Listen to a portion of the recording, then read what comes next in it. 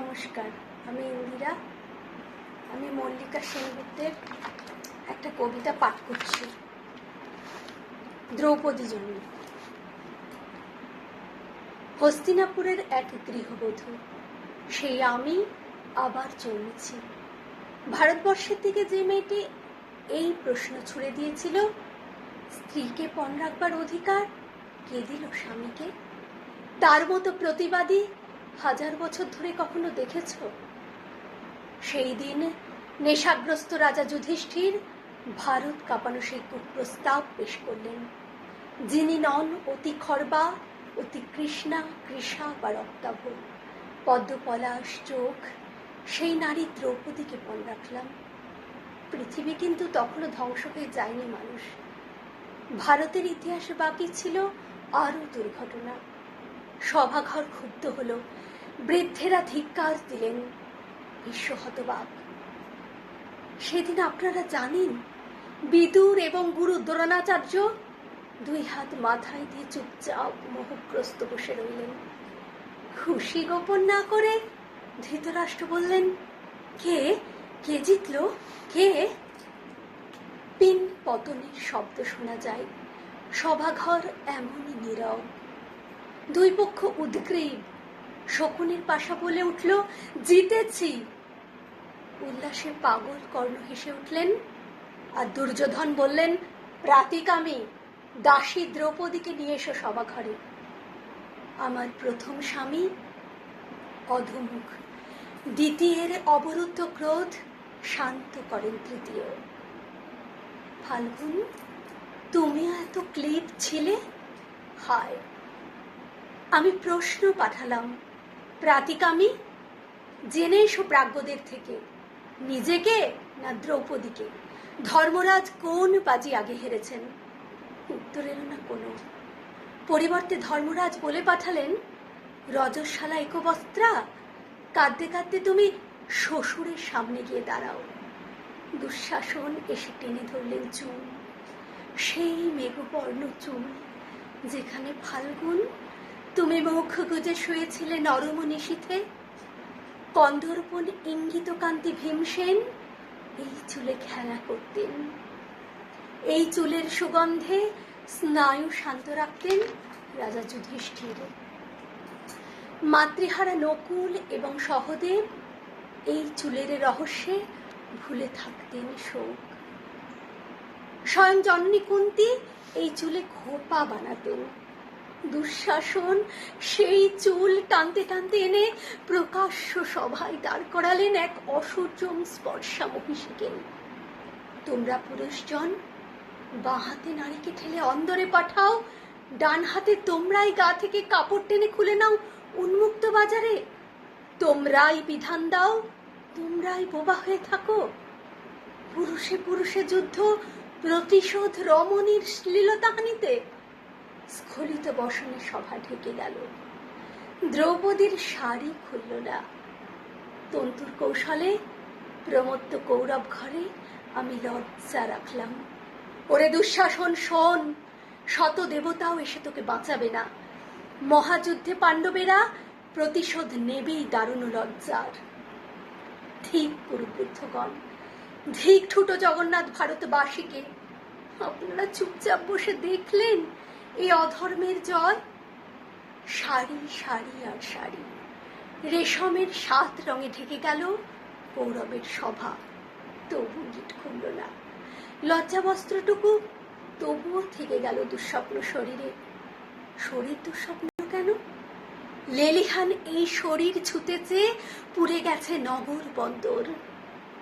এই মুখ চুম্বকের মতো টেনে এনেছিল নদী তীরে অসংখ্য তরণী। আমারই মতোই কোনো এক অভিশপ্ত রূপসী, না আমি স্বয়ং? কে যেন আমার মুখ দেখে বলেছিল, থেমে থাকা ইতিহাস। তোমার সৌন্দর্য দেখে অন্য সব নারীদের বানরই লাগছে। কে বলেছে? বলেছিল জয়দ্রথ বনবাসে তাড়া করে এসে। হে পুরুষ, রূপ দেখলেই কেন এত হাতের মুঠোয় যাও জ্যান্ত মানবীকে? না পেলে তারই শাড়ি টেনে ধরে অশ্লীল হাসিতে তার মুখ কালো করে দিতে চাও। বলো দ্রৌপদীর বহুপতি বেশ্যা, অতএব আমি যদি বেশ্যা হই, তুমিও পুরুষ বেশ্যা কর্ণ মহামতি। তোমারও শয্যায় আসে বহু পত্নী বিবিধ স্ত্রীলোক। তুমি যে নিয়মে চলো সে নিয়মে অধিকার আমারও থাকুক। তোমরা যে গ্রন্থ লেখো সে গ্রন্থ আমরা উল্টে দিতে পারি। শোনো কর্ণ, শোনো সভাজন, তোমাদের ছাইপাশ বিধিনিষেধের দিকে একটি বঙ্কিম প্রশ্ন। আমি যখন প্রশ্ন করি তোমরা ভয় পাও। বিশ্বপিতামহ আমার, তুমি মুখ লোকাও। ধৃতরাষ্ট্র বলুন, আমি কলঙ্কের যোগ্য কিনা আজ? শ্রীকাল গাধা উঠল ডেকে, অশুভ সব শব্দ মহারাজ।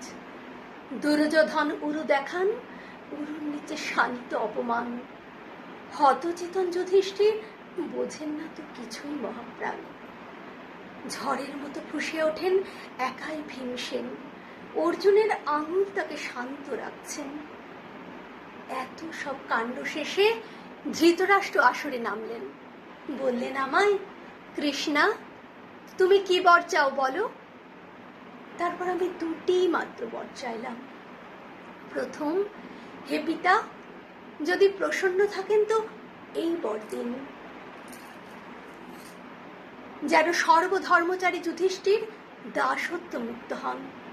দ্বিতীয় বরে দাসত্ব মুক্ত হোক বীর শ্রেষ্ঠ ভীমসেন, অর্জুন, নকুল, সহদেব। বর চেয়েছিলাম করজোড়ে, দাঁতে দাঁত চেপে। যুধিষ্ঠিরের ধর্ম আর অর্জুনের গান্ডীবের প্রতি আমার সমস্ত সন্দেহ অপ্রকাশিত রেখে, বিশ্ববন্দিত স্বামীদের প্রতি আমার ক্রোধ ও সন্দেহ তো প্রকাশ করা যাবে না, তাহলে সভাজনের কাছে তারা হাস্যাস্পদ হবেন। ধৃতরাষ্ট্র আমাকে তৃতীয় বর নিতে অনুরোধ করলেন। আমি নিলাম না, কারণ হে সভাজন, লোভে ধর্ম নাশ হয়। বৈশ্য 1 বর, ক্ষত্রিয়ানি 2 বর, রাজা 3 বর ও ব্রাহ্মণ 100 বর নিতে পারেন। আপনাদের মহাগ্রন্থে এই বিধান আছে যে রাজ্যপাঠ যুধিষ্ঠির নিজ দোষে হারিয়েছেন। আমি দ্বিতীয় বর চেয়ে সেই রাজ্য ফেরত চাইব না। রাজ্য উদ্ধার করবেন আমার পৌরুষগর্বী স্বামীরা, কারণ আপনাদের মহাগ্রন্থে রাজত্ব বিস্তারী পৌরুষের শর্ত। আমার এই আশ্চর্য সিদ্ধান্তে সভা হতবাক হয়ে গেল। শুধু কর্ণ বললেন, দ্রৌপদী দুঃখ সাগরে ডুবে থাকা পাণ্ডবদের নৌকার মতো পার করে দিলেন। ইতিপূর্বে আর কোনো নারীর কাজ করেছেন বলে শুনিনি। আমার স্বামীরা মাথা নিচু করে বসে থাকলেন। এছাড়া আর কি বা করতে পারতাম আমি? অনেক পরে আমার ক্রোধ বিস্ফারিত হলো, যেদিন বনবাসের ঘরে কৃষ্ণ এসে দাঁড়ালেন। কৃষ্ণ, তুমি এসেছো? যদি শোনো আমার কথা, আমার কোনো যুধিষ্ঠির ভীমার্জুন নেই, আমার কোনো পুরুষ নেই, দ্বৈত নেই, বন্ধু নেই, পিতা বা ভ্রাতা নেই, আমার কোনো সমাজ নেই, পায়ের তলার মাটি নেই। মধুসূদন, তুমিও নেই, তুমিও ছিলে না সেই দিন।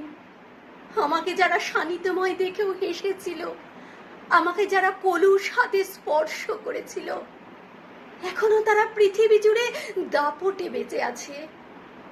এবং আমার স্বামীরা সন্ধি চাইছেন। ঠিক আমার দুঃখ বেঁচে থাকার ইতিহাসে। তারপর পদ্মকোষের মতো 2 হাত মুখে ঢেকে কাঁদতে দেখে কৃষ্ণ বললেন, ভাবিনি তুমি রাজমহিষী হবে। তুমি যাদের ওপর ক্রুদ্ধ হয়েছ তারা ধ্বংস হবে। অর্জুনের স্বরে আচ্ছন্ন হয়ে মাটিতে শোবে, তুমি রাজমহিষী হবে। যদি আকাশ পতিত হয়, হিমালয় শীর্ণ হয়, পৃথিবী খণ্ড খণ্ড হয়, সমুদ্র শুষ্ক হয়, তথাপি আমার বাক্য ব্যর্থ হবে না। আমার এই অপমানের ক্ষতে সেই প্রথম মলম পড়েছিল। আমার মরুভূমির বালি সেই প্রথম অশ্রু শিখেছিল। কৃষ্ণ, তুমি আমার মনে সেই প্রথম বন্ধু হয়েছিলে। সেই প্রথম ভারত ভূমি তোমার পায়ে প্রণাম করেছিল।